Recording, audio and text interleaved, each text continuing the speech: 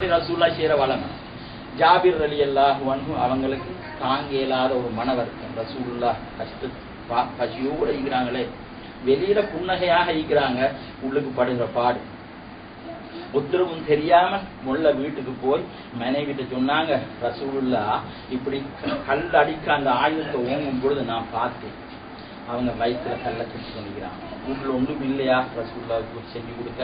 கொஞ்சம் மாயிக்குது, நாங்க வளர்க்குற ஆடிக்குது, உசிரை விட மேலலியா அவங்களுக்கு இல்லாத ஆட்ட அருங்க ஆனந்த் சமைப்போம், நான் சொட்டி சுடுறேன் கொடுப்போம். அப்ப நான் போயிட்டு முதல் சொல்லிட்டு வரேன் ரசூல்லாட்ட. ஓடி வாராங்க சந்தோஷத்தோடு வந்து ரசூல்லா காதில வாய வச்சு ஜாபிர் ரலியல்லாஹு அன்ஹு சொல்றாங்க, அல்லாஹ்வுடைய தூதரே எங்களோட வீட்டுல உங்களுக்கு விருந்து தயாராகிறது, நீங்க வாங்க நாயகமே. சரி ஜாபிர் நீங்க போங்க, நான் வாரேன். ஜாபிர் ரலியல்லாஹு அன்ஹு ஓடி வாராங்க. வந்து மனைவி கிட்ட சொன்னாங்க, ரசூலுல்லாஹ் வாரன்னாங்க. தங்களுடைய வீட்டுக்கு ரசூலுல்லாஹ் வாரன்னு சொன்னா எப்படி இருக்கும்? எங்களோட வீடுகளுக்கு ஷேகுமார்கள் வாரண்டா எங்களுக்கு எவ்வளவு சந்தோஷம். அப்படி என்றால் ரசூலுல்லாஹ் வாரன்னா எப்படி ஒரு கற்பனை பண்ணி பாருங்க. அந்த சந்தோஷத்துல ஜாபிர் ரலியல்லாஹு ஆட்ட அறுக்குறாங்க, உரிக்கிறாங்க, வெட்டுறாங்க, பொத்துறாங்க, மனைவி வேலை செய்யறாங்க, ரொட்டி கூட போறாங்க. எடக்கட சந்தோஷத்தினால ஜாபிர் ரலியல்லாஹு வெட்டி பாக்குறாங்க ரசூலுல்லாஹ் வாராண்டு. பார்த்துட்டு உள்ளுக்கு ஓடுறாங்க, வேலை செஞ்சு கொண்டிருக்கிறாங்க, மரம் வந்து பாக்குறாங்க, மரம் போறாங்க. ஒரு தடவை வந்து பார்த்தா அவ்வளவு சஹாபாக்களும் கூட்டிக்கொண்டு வராங்க ரசூலுல்லாஹ். யா அஹ்லல் ஹந்தக், ஹந்தக் வாசிகளே எல்லாரும் வாங்க, ஜாபிருடைய வீட்டுல உங்களுக்கு விருந்து தயாரான்னு ரசூலுல்லாஹ் கூட்டிட்டு வராங்க. அல்லாஹ், ஜாபிர் ரலியல்லாஹு அன்ஹு கை ஓடுறதும் இல்ல, கால் ஓடுறதும் இல்ல. என்னப்பா நான் ரகசியமா வாய காதுல வச்சு சொன்னேன், ஒருத்தருக்கும் கேட்கல. அப்ப நான் சொன்னது ரசூலுல்லாஹ்க்கு விளங்கலையோ? நான் எல்லாரையும் கூட்டிட்டு வர சொல்லலையே, அப்படி வசதியும் இங்கு இல்லையே, இப்ப என்ன செய்யறது? ரசூலுல்லாஹ் கேட்கணுமா? அதம் இல்ல, மரியாதை இல்ல, கண்ணியம் இல்ல. இப்ப அவங்களுக்கு உள்ளத்துல பெரிய ஒரு பயத்தோட மனைவிட்ட போய் எல்லாரும் வாராங்க. 1400 சொச்சம் சஹாபாக்கள் எல்லாரும் வாராங்க. என்ன செய்யறது? ஜாபிர் ரலியல்லாஹு ரசூலுல்லாஹ் கூப்பிடுறாங்க வீட்டுள்ள. இவங்க தடமாறுறது அவங்களுக்கு தெரியும். ஸல்லல்லாஹு அலைஹி வஸல்லம், ஜாபிர் என்ன செய்தி, விருந்து தயாரா? ரசூலுல்லாஹ் வீட்டுள்ளுக்கு வந்தாங்க. எங்க காட்டுங்க பாக்க, உங்களோட இறைச்சி சட்டி எங்க, நீங்க செய்யற ரொட்டி சுடுறது எங்க காட்டப்பட்டது. ரசூலுல்லாஹ் என்ன தெரியுமா செஞ்சாங்க? உமிழ்ந்தார்கள் அந்த இறைச்சி சட்டியில.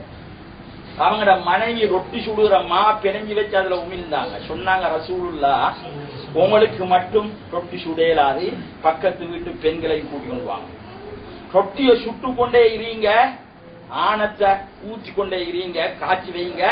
10 சஹாபாக்களை உள்ளுக்கு எடுங்க, 10 பேருக்கு கொடுங்க. அவங்க தின்னுட்டு போன பிறகு 10 பேர் எடுங்க, 10 பேர். ஜாபிர் ரலியல்லாஹு பாக்குறாங்க, ரசூலுல்லாஹ் சொன்ன மாதிரி நடக்கும் தானே, அப்ப பிரச்சனைகளும் வராது போல, பட்டாக்குறை ஏற்படாது போல, கொஞ்சம் மனசுக்கு ஒரு நிம்மதி. சரி அல்லாஹ்வுடைய தூதரே, நான் நீங்க சொல்ற மாதிரி செய்யறேன் என்று சொல்லி போட்டு ரொட்டி எடுத்து வச்சாங்க. சஹாபாக்களை கூப்பிட்டு உட்கார வச்சாங்க, ஆணத்தை ஊத்தினாங்க, சஹாபாக்கள் தின்னுட்டு போனாங்க. 1000 சஹாபாக்கள் தின்ற பின்னாலையும் பார்த்தா அந்த ரொட்டி அந்த அளவுக்கே இருக்குது, அந்த ஆணம் அந்த அளவுக்கே இருக்குது. ஹதீஸ் ஷரீஃபிலே நாங்கள் பார்க்கிறோம். இப்படி தர்மம் கொடுக்க வேண்டிய ஒரு நல்ல இரவு, அது புண்ணியமான ஒரு இரவு. நம்முடைய முன்னோர்கள் எல்லாம் ரொட்டி கொடுத்தாங்க. ரொட்டி கொடுக்கறதே கேவலமா நினைக்கிறாங்க. அப்படி கேவலம் ஒன்றும் இஸ்லாத்திலே இல்லை, அது தர்மம். அங்கு விதத்தும் இல்லை, சிறுக்கும் இல்லை, ஹராமும் இல்லை, ஒன்றும் இல்லை. புரிந்து கொள்ளாமல் தடமாறுகிறார்கள் சில மனிதர்கள், விளப்பங்கெட்ட குழப்பம். ஆகவே இதெல்லாம் நம்முடைய முன்னோர்கள் செய்தது அத்தனையும் சரி, ஒரு பிழையும் இல்லை. இப்பொழுது இந்த மஜ்லிஸிலே நாங்கள் 1000 குல் ஹுவல்லாஹ் சூரத்துல் இஹ்லாஸ் ஓத போறோம். அந்த சிறப்பான இந்த மஜ்லிஸிலே நாங்கள் ஒரு காலத்திலே முள்ளியம்ம பள்ளி வாசலிலே ஹத்தீபாக இருக்கிற காலத்துல ஆண்டு தோறும் ஷேக் ஹம்சா நாயகம் ரஹ்மத்துல்லாஹி அலைஹி அவர்களுக்கு அடுத்தாப்பல ஹத்தீபலியா என்ன கொண்டு போய் எதிர்பார்த்துவாங்க. அவங்களோட ஓடர் அத்தஹியாத்துல கோணும், ஏழாதவங்க அங்கே போங்கொண்டுவாரு. என்ன செய்ய, நாங்க அங்கே போயிருமா? அவங்க சிலை மாதிரி ஆடாமல் அசியாமல் 1000 முடியும் வரைக்கும் இருப்பாங்க. எங்களுக்கு சரியான கஷ்டம். அந்த நேரத்துல நாங்க ஆடுவோம், காலை அங்கலாக்குவோம், காலை இங்கலாக்குவோம். அப்படி கஷ்டப்பட்டு பட்டு ஒவ்வொரு ஆண்டுகளுமே நாங்க இந்த ராத்தீப வச்சோம். அந்த புனிதமான சூரத்துல் இஹ்லாஸ், அதை பற்றி ஏராளமான ஹதீஸ் ஷரீஃப்களிலே வருகிறது. மஸ்ஜிதுல் குபா இஸ்லாத்திலே முதலாவது கட்டப்பட்ட பள்ளிவாசல். அந்த பள்ளிவாசல் ஒரு இமாம ரசூலுல்லாஹ் நியமிச்சாங்க. அந்த இமாமுடைய பெயர் குல்சூம். அந்த இமாம் என்ன செய்வார் தெரியுமா? ஃபாத்திஹா சூரத்து ஓதிட்டு சூரத்துல் இஹ்லாஸ ஓதிட்டு இன்னொரு சூரத்தை ஓதுவார். அப்படி எல்லா ரக்காத்துக்கும் அவர் செய்வார். ஜஹ்ரியத்தான தொழுகை, பராசியமான தொழுகையில் அப்படி செய்யும் பொழுது சஹாபாக்கள் நோட் பண்றது. சஹாபாக்கள் மௌமூம்களாக இருக்கிற சஹாபாக்கள் அவங்க கேட்கிறது இவர்கிட்ட, குல்சூம் ரலியல்லாஹு அன்ஹு அவங்கள்ட்ட, நீங்க என்ன எல்லா நேரமுமே இஹ்லாஸ் சூரத்தை ஓதி ஓதி ஓதி தொழுவிக்கிறீங்க அப்படின்னு. நான் அப்படித்தான் செய்யறேன், எனக்கு அப்படித்தான் ஆசை. இல்ல இல்ல ரசூலுல்லாஹ் அப்படி செய்யல, நீங்க ரசூலை விட பெரியாளா, நீங்க அப்படி செய்றீங்க இப்படி செய்றீங்க. இங்க கேட்கிற புகார் லீக்குதா, முஸ்லிம் லீக்குதா? புகாரி வந்தது எப்பயோ, ரசூலுல்லாஹ் சஹாபாக்கள் புகாரி ஓதினாங்களா கேட்கிறாங்க. அங்க காலத்து புகாரி இருக்குதா? புகாரி வந்தது பிறகு.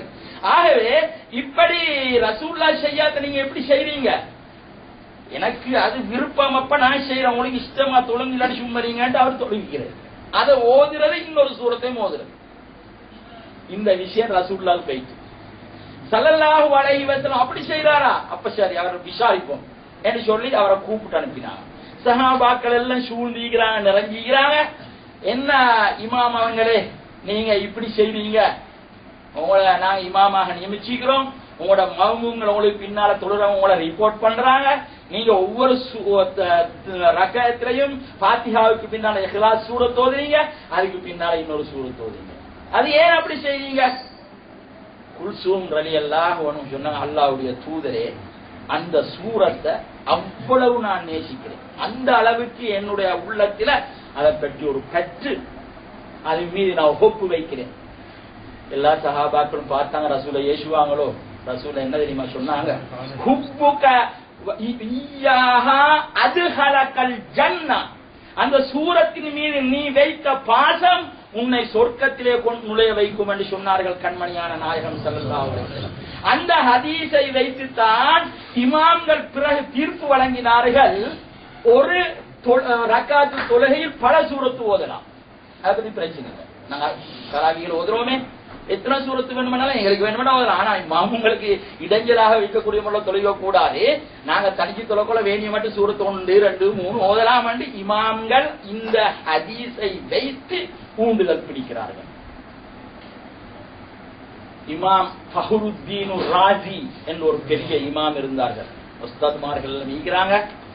அவங்களுக்கு தெரியும், தப்சீருல் கபீர் என்ற அந்த மாபெரிய தப்சீரை எழுதின இமாம். அவங்களுக்கு சக்கராத்துடைய நேரத்துல ஷைத்தான் வந்தான். ஷைத்தான் சக்கராத்து நேரத்துல எங்கள்கிட்ட எல்லாம் வருவான்.